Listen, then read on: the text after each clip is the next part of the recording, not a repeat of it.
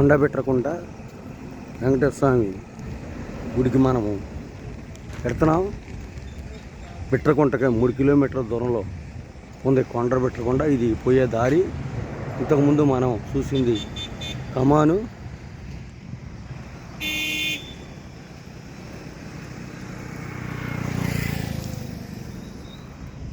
ఇట్లా ఎంతో ఇక్కడ ప్రశస్తమైన దేవుడిగా వెంకటేశ్వర స్వామి కొలువు తీరబడుతున్నాడు. ఇప్పటికే భక్త జయరాజు ఒకట్లో బీజేపీ వారు 260 సార్లు తిరుమల వెళ్ళటం, 520 పైగా దర్శనాలు చేసుకోవటం జరిగింది.